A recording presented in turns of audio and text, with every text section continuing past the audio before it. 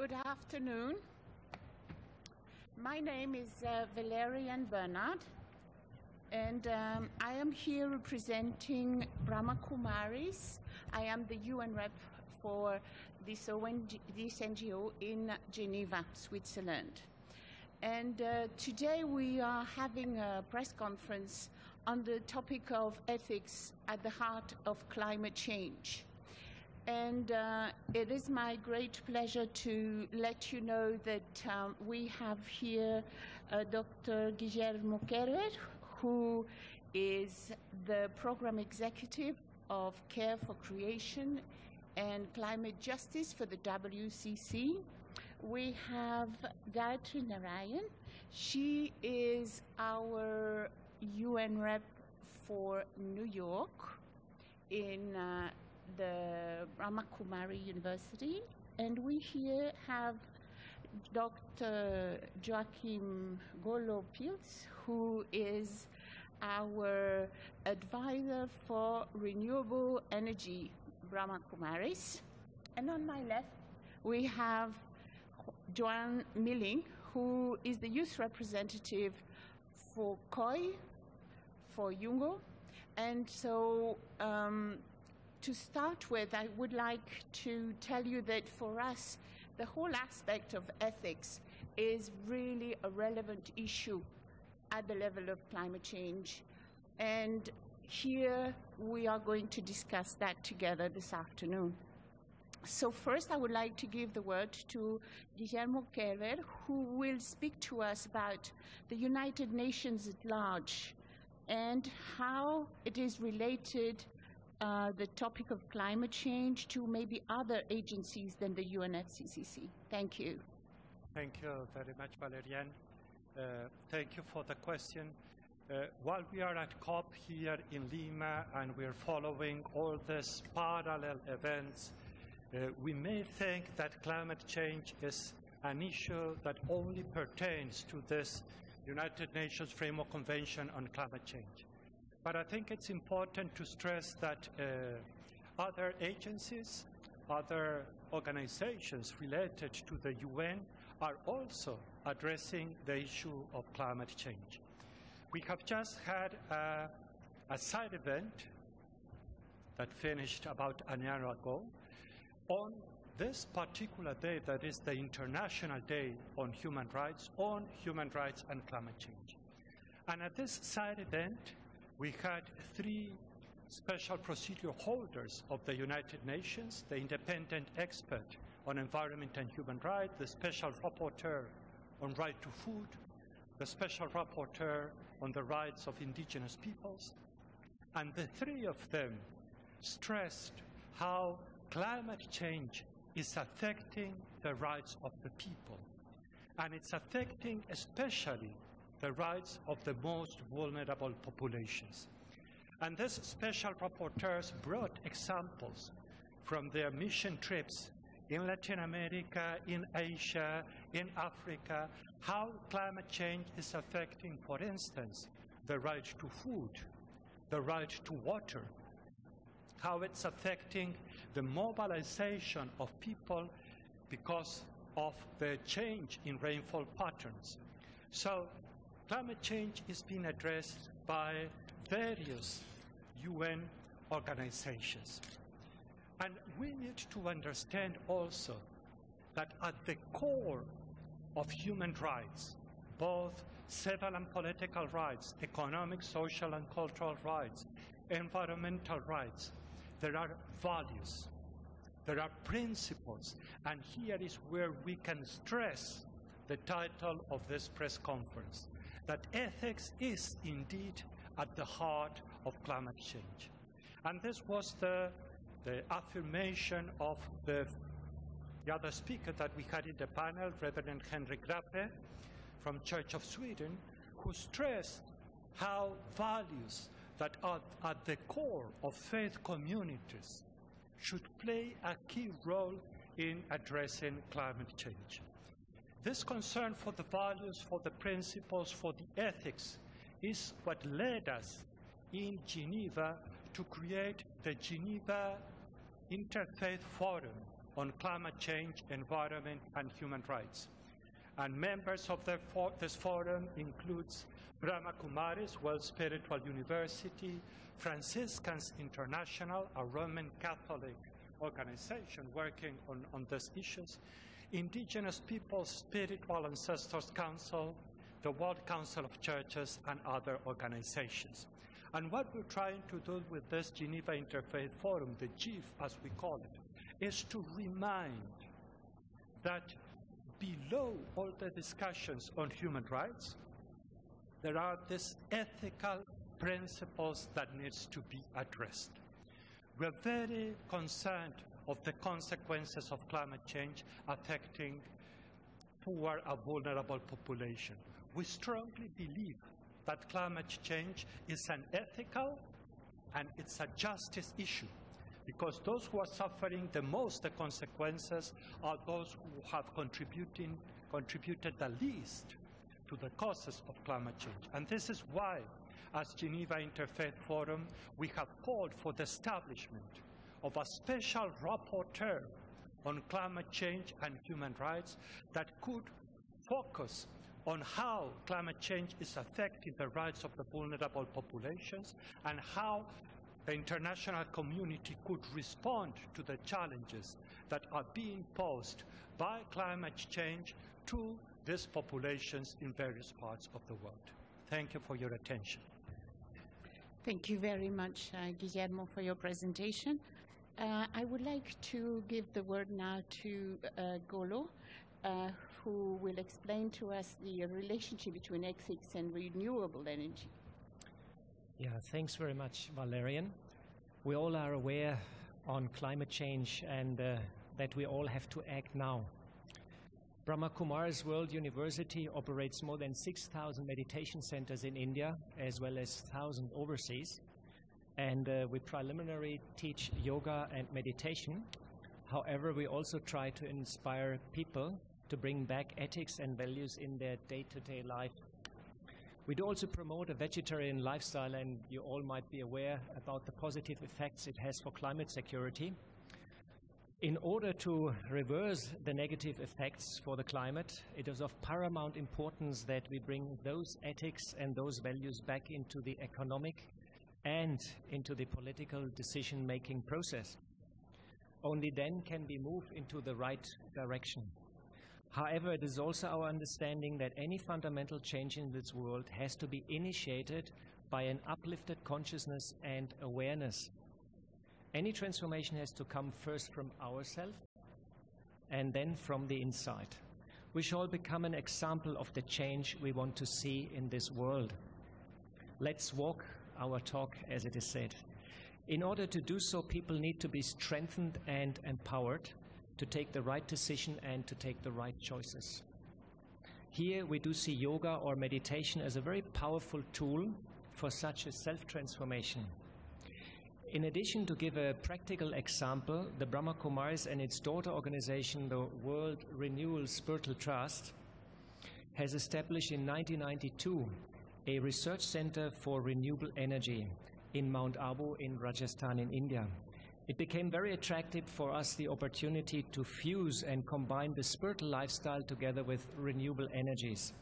Since the mid-90s, the Brahma Kumaris has become one of the key developers and promoters in solar institutional cooking systems, solar photovoltaic power packs in India. We have carried out various research and development projects with the Indian and German government and received in 2011 an official recognition from the Ministry of Science and Technology as a research organization. At present, we operate 6 large-scale solar steam cooking systems. We do produce steam for various process applications as cooking food, laundry, sterilization, and water pasteurization. Our biggest solar cooker can cook 35,000 meals a day. In addition, the Trust has installed and operates around 350 photovoltaic battery systems with a total capacity of more than 1.2 megawatt peak.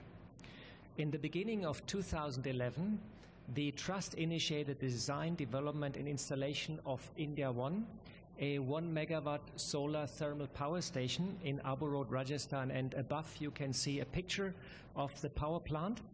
This innovative research and development project is partly funded by the Indian Ministry for Renewable Energy, MNRE, and the German Ministry for Environment, BMUB, via GIZ.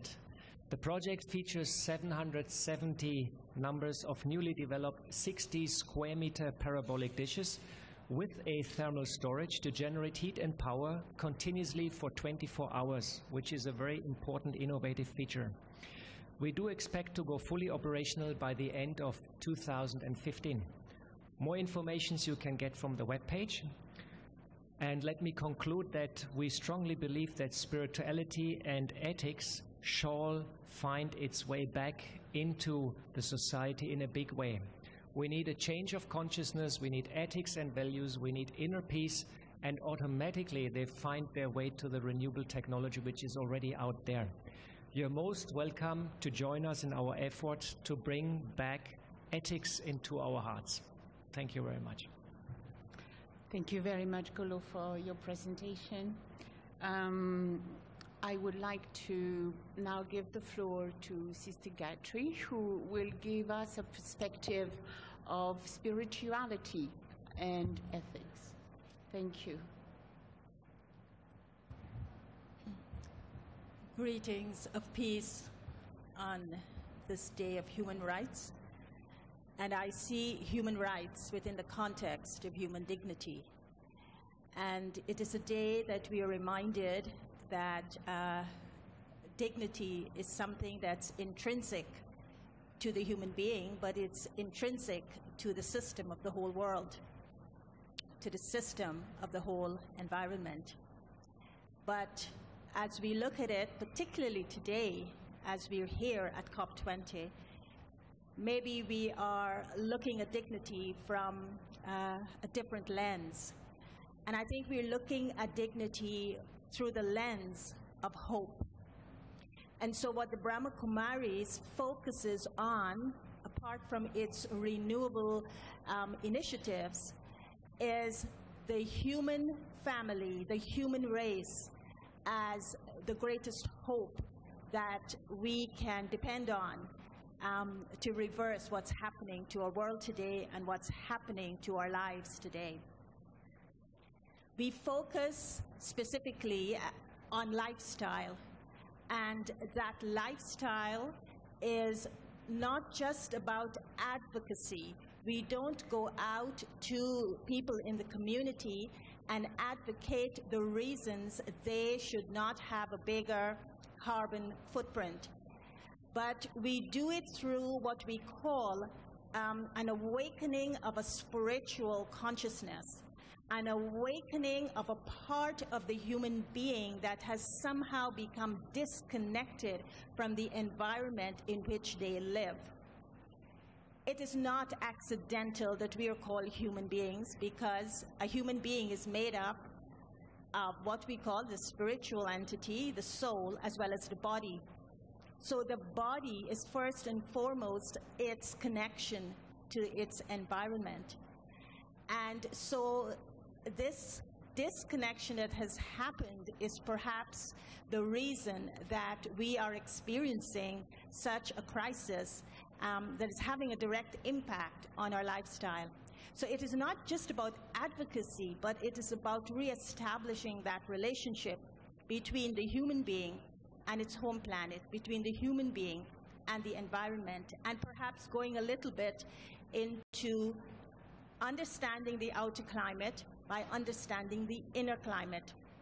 You know, you heard just now the violations of our human rights.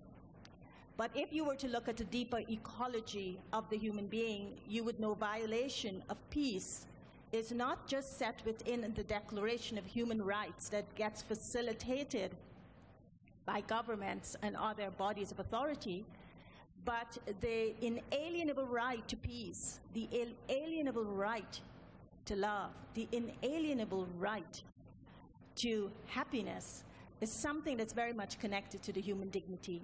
And so the ethics at the heart of climate change actually is within this inner dimension of dignity that is found within the human being. Finally, within this heart of the human being is also the conscience.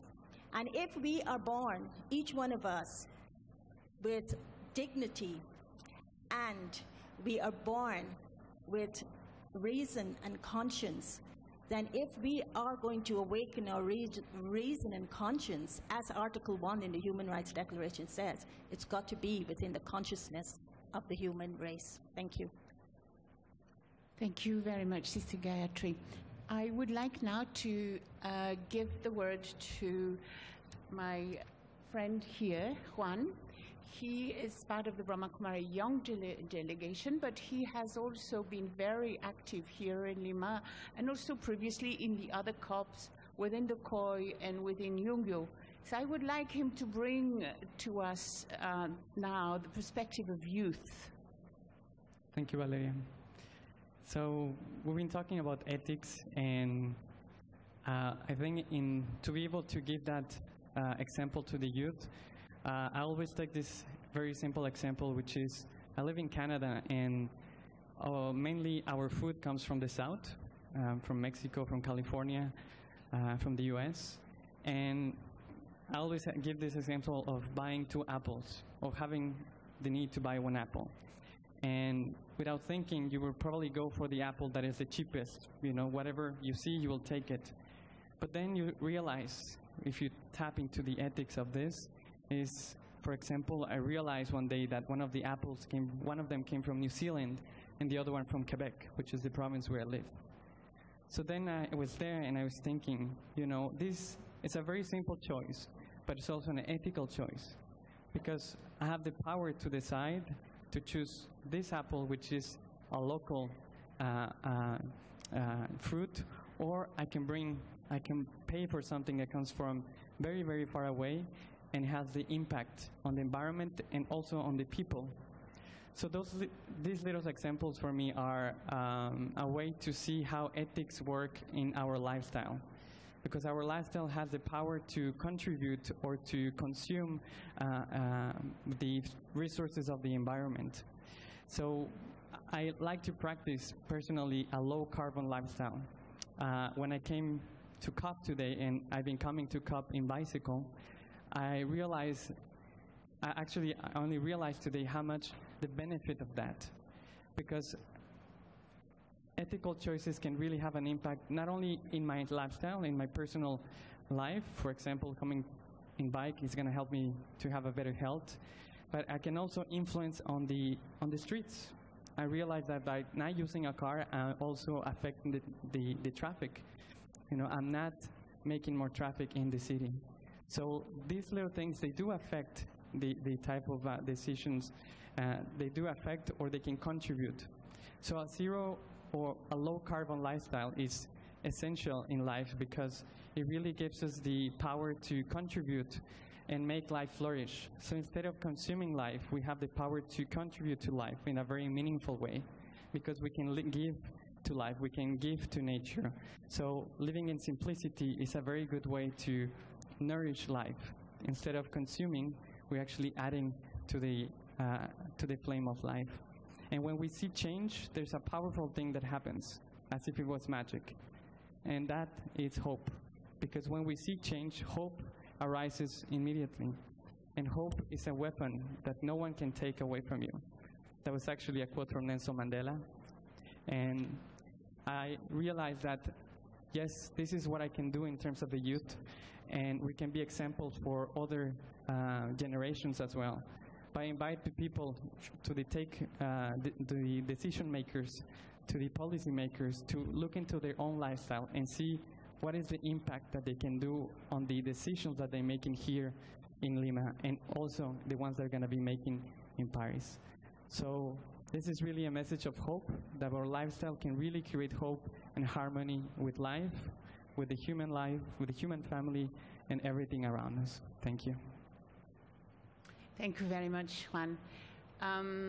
I would like to know if there is any question from the floor. Otherwise, I do have a couple of questions that I think could enlighten the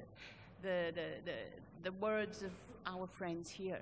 Is there any question? Could you raise your hand so someone can bring a mic to you? Okay, then my first question will go to our first panelist. I would like to know, in essence, what do you hope to achieve by connecting climate change and human rights?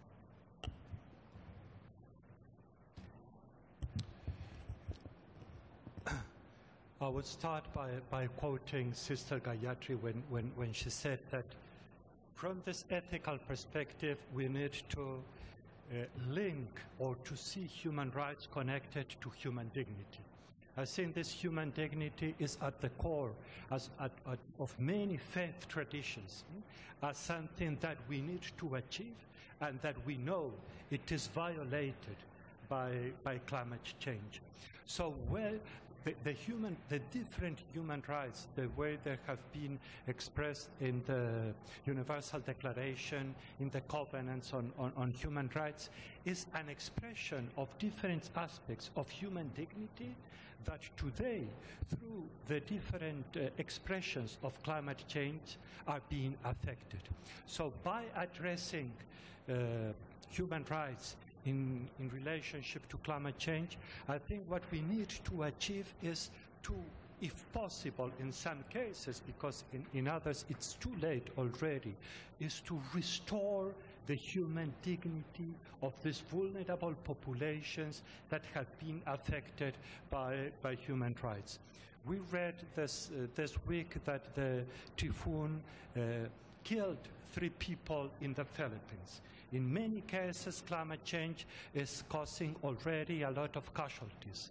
This needs to be addressed, but there's a lot of preparation, of prevention measures that we can do in order to have as a paramount value this human dignity, but also putting it in the context of from a Christian perspective we call the care for the whole creation, the care for nature, for the environment, for other species that are also suffering the consequences of climate change. Thank you very much. Sister Gayatri, yesterday I was listening to a presentation you gave, and you spoke about something that awakened my curiosity and interest. You spoke about the need to awaken what you called new habits of the heart. Could you briefly give us a hint on how that could affect climate change?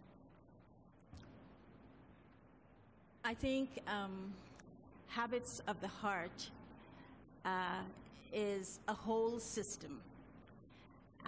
Before I create a habit that would emerge from a domain of truth, I need to look at the whole system. I need to look at the system of what I've made up of as a human being and then link it to the whole system of other human beings.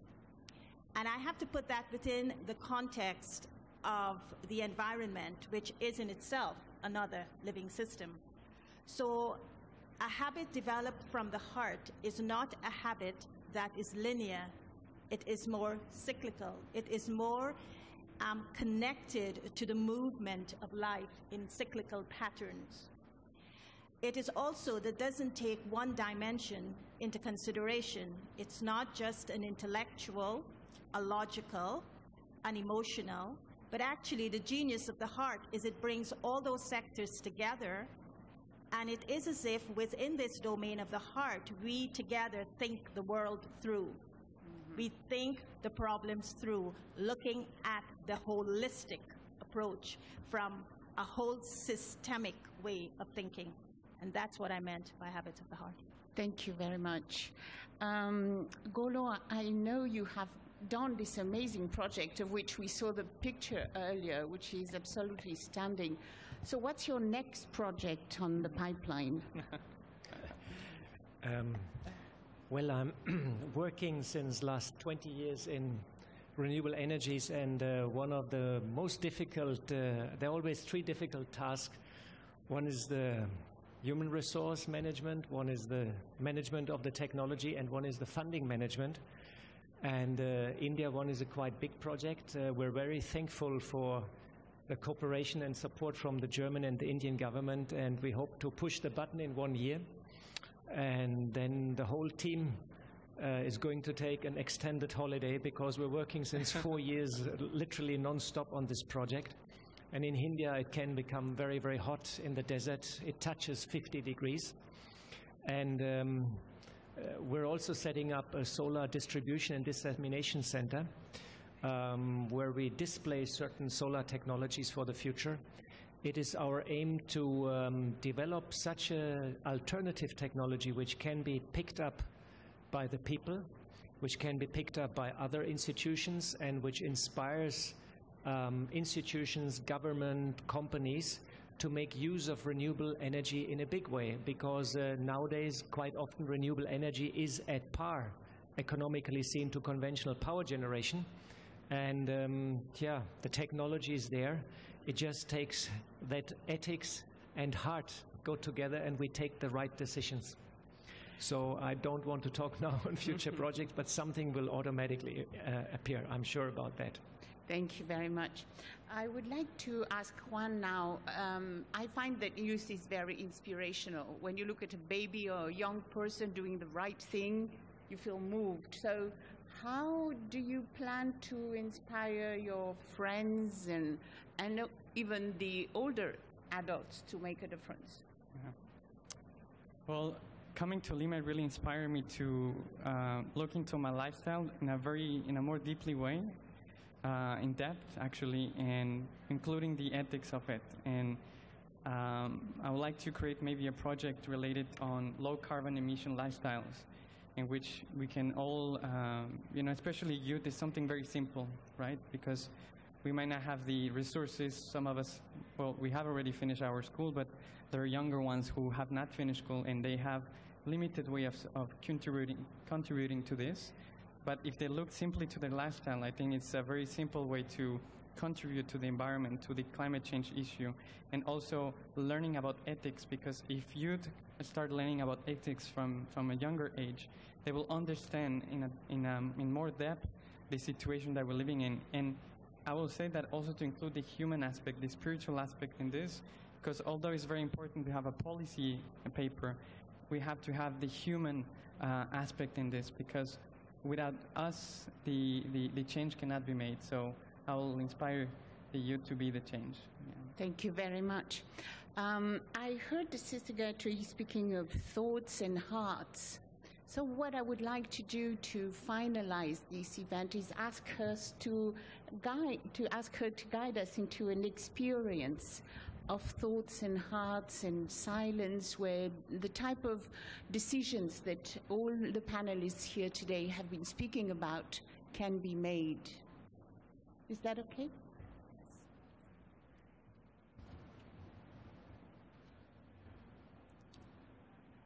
Hope arises out of the appreciation of a possibility. In the space of possibility,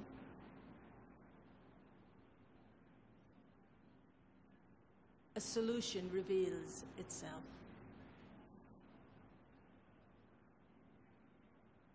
It touches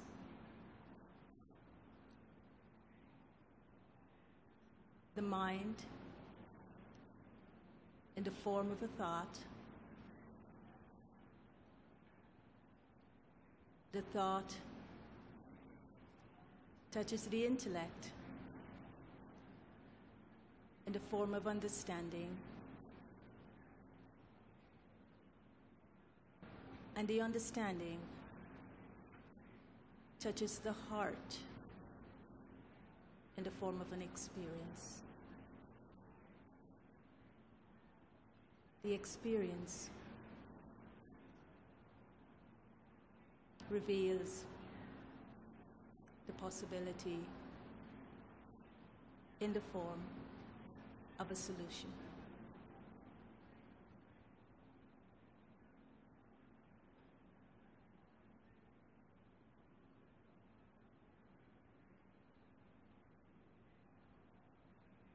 Thank you very much, Sister Gayatri, and thank you very much to all of you for your deep, inspiring words. Thank you.